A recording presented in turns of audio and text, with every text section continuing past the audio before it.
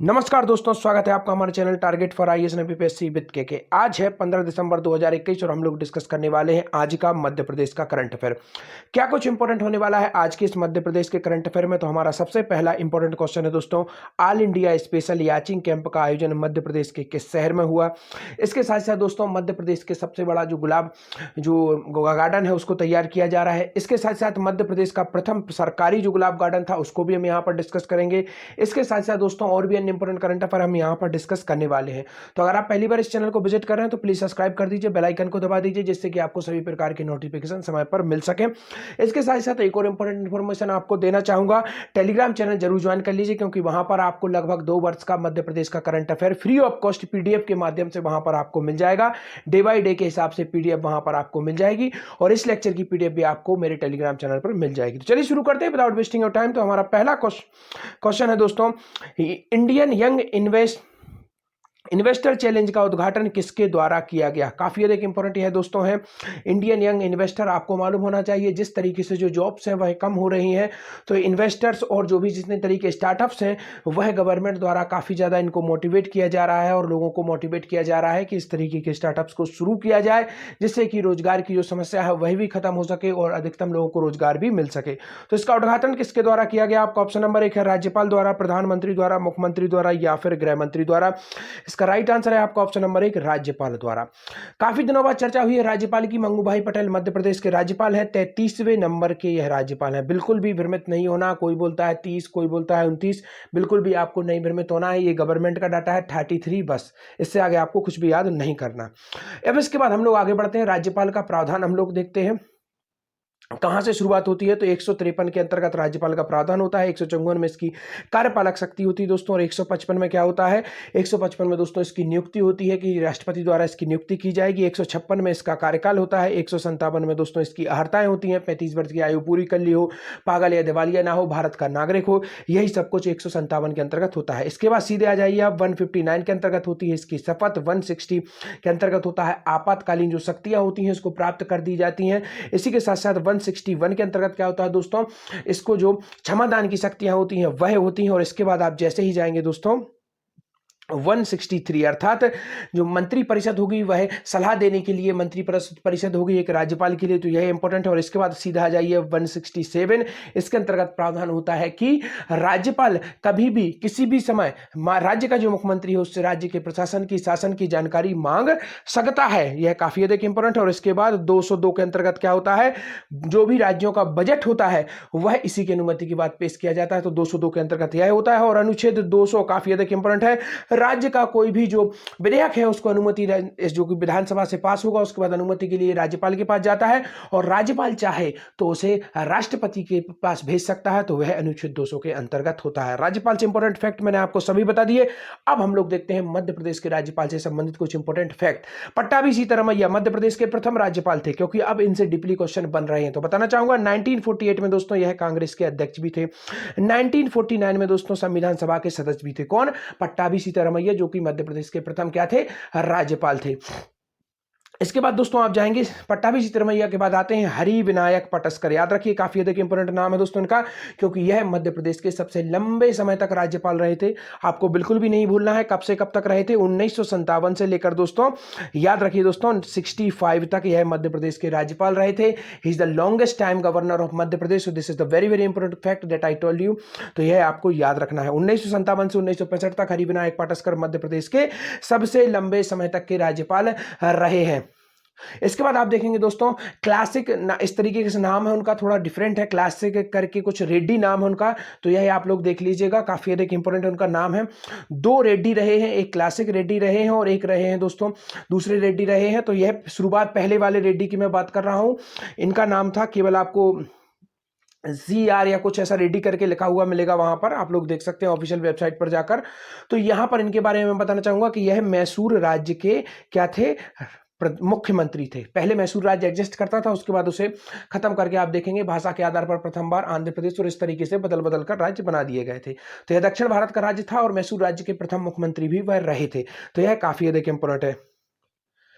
इसके बाद देखेंगे दोस्तों दीक्षित आते हैं, पीवी दीक्षित इनका नाम आता है और यह मध्य प्रदेश के क्या थे दोस्तों, पीवी दीक्षित क्या थे, मध्य प्रदेश के प्रथम कार्यवाहक राज्यपाल थे। याद रखिए दोस्तों, काफी अधिक इंपॉर्टेंट है। मध्य प्रदेश के प्रथम कार्यवाहक राज्यपाल कौन थे, पीवी दीक्षित मध्य प्रदेश के प्रथम कार्यवाहक राज्यपाल थे। तो यह आपको याद रखना है, काफी अधिक इंपॉर्टेंट है।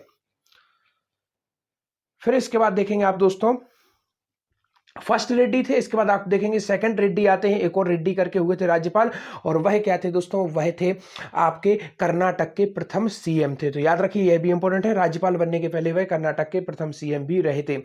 इसके बाद आपको याद रखना, इसके बाद आते हैं दोस्तों सत्यनारायण जी। याद रखिए इनसे इंपॉर्टेंट फैक्ट क्या है, इनसे इंपॉर्टेंट फैक्ट यह है कि यह केंद्र में क्या थे, यह केंद्र में दोस्तों आपके मंत्री भी थे केंद्र में, और मध्य प्रदेश में जब प्रथम बार आपातकाल लगाया गया था तो इन्हीं के समय में लगाया गया था। तो यह भी काफी अधिक इंपॉर्टेंट है। इसके बाद आप देखेंगे वांगचू करके आते हैं, एक मध्य प्रदेश के राज्यपाल, वह पूर्व में आईएएस थे और केरल और मध्य प्रदेश दोनों जगहों के वह राज्यपाल रहे थे। तो यह भी इंपॉर्टेंट फैक्ट हो जाते हैं। फिर आते हैं मुथन्ना, उनका नाम है, लास्ट वर्ड है मुथन्ना, आप याद कर लीजिएगा, इस तरीके से आप याद कर लीजिए लास्ट वर्ड, क्योंकि आगे का काफी डिफिकल्ट हो जाता है, इस तरीके से आपको यह याद हो जाएंगे। उनसे संबंधित इंपॉर्टेंट फैक्ट उतना कुछ है नहीं। तो चलिए आगे बढ़ते हैं।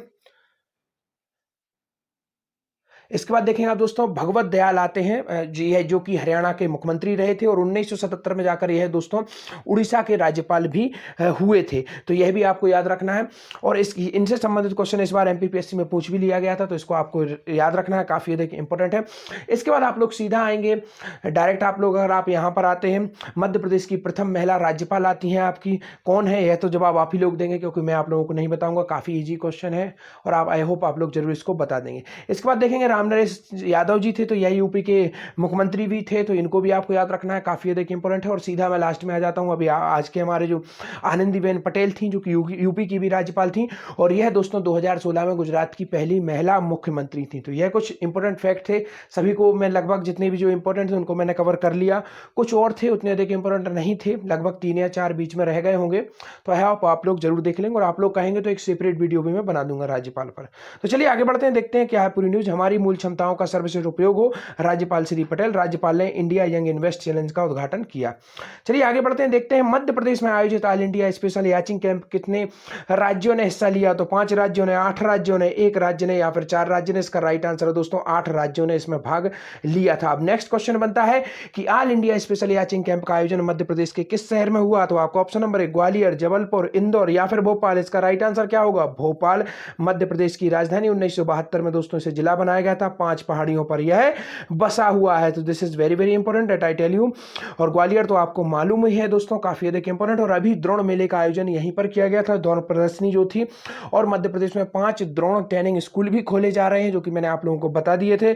और जबलपुर में दोस्तों 1964 में किसकी स्थापना हुई थी, पंडित जवाहरलाल नेहरू जी से जेएनयू मध्य प्रदेश का प्रथम कृषि विश्वविद्यालय की स्थापना हुई थी। और यहीं पर दोस्तों एक द्रोण ट्रेनिंग सेंटर भी स्टैब्लिश होना है, जो 5 जगहों पर होना है, उसमें से एक प्रमुख यहीं पर होना है। और यहां पर स्पेशली मध्य प्रदेश में जो ड्रोन ट्रेनिंग सेंटर होंगे, इनका उद्देश्य क्या है, इनका केवल और केवल उद्देश्य है कृषि क्षेत्र में विकास करना। चलिए आगे बढ़ते हैं, देखते हैं 8 राज्यों और केंद्र शासित प्रदेशों के एनसीसी कैडेट ले रहे हैं इसमें भाग। मध्य प्रदेश, छत्तीसगढ़ और एनसीसी ग्रुप मुख्यालय के संयुक्त तत्वाधान में 1 MP 9 सेना इकाई एनसीसी द्वारा 8 राज्यों के केंद्र शासित प्रदेशों के लिए आयोजित all India special yachting camp naval सैनिक नोडल के प्रशिक्षण शिविर का 15 दिसंबर 2021 को आखिरी दिन है। Camp commandant commander Shri OP Sharma ने बताया कि 8 दिसंबर को 8 दिवसीय कैंप भोपाल के नाखानू गांव में आयोजित होगा। तो चलिए आगे बढ़ते हैं, देखते हैं मध्य प्रदेश का सबसे बड़ा गुलाब गार्डन किस शहर में है। This is very very important question that I tell you. तो आपका ऑप्शन नंबर 1 है ग्वालियर में, ओरछा में या फिर जबलपुर में। इसका राइट आंसर है ऑप्शन नंबर 1 ग्वालियर में। दोस्तों मध्य प्रदेश का सबसे बड़ा क्या है, गुलाब गार्डन है, याद रखिए, this is very very important. Orchha दोस्तों निवाड़ी जिले के अंतर्गत आ गया है, बुंदेला राज्य की राजधानी थी, जहांगीर महल यहीं पर बनाया गया था, किसके द्वारा, बीर सिंह द्वारा बनाया गया था। ओरछा का जो बुंदेला वंश है, इसकी स्थापना किसके द्वारा की गई थी, रुद्र प्रताप द्वारा इसकी स्थापना की थी, याद रखिए। मधुकर शाह की जो पत्नी थी, उनके द्वारा जो राम राजा मंदिर है उसका निर्माण कराया गया था, मधुकर शाह के शासन में हुआ था। और इन्होंने युद्ध लड़ा था, किससे, अकबर से लड़ा था। और जहांगीर के सपोर्टर कौन थे, बीर सिंह और उन्हीं ने दोस्तों जो आप कहेंगे आधुनिक बुंदेलखंड की कला कहें या फिर बुंदेला जो साहित्य कहें, बुंदेला कला कहें या बुंदेला स्थापत्य कला कहें, उस सब की नींव किसके द्वारा रखी गई थी? वीर सिंह द्वारा रखी गई थी। और वह महान प्रतापी राजा थे बुंदेला वंश के दोस्तों, तो यह याद रखिए, काफी अधिक इंपोर्टेंट है। आगे बढ़ते हैं। प्रदेश का एकमात्र शासकीय गुलाब गार्डन किस शहर में है? तो आपका ऑप्शन नंबर 1 है भोपाल, इंदौर, जबलपुर या फिर उज्जैन। इसका right answer option number 1 Bhopal में दोस्तों। और गुलाब प्रदर्शनी का आयोजन भी भोपाल में ही किया गया था। और भोपाल में ही दोस्तों लगभग 64 से अधिक वर्ल्ड रिकॉर्ड है दोस्तों, जो बांस की प्रजातियां हैं उनको भोपाल की नर्सरी में उगाया गया था। तो याद रखिए। और नौलखा बांस का जो शोरूम है वह कहां पर है?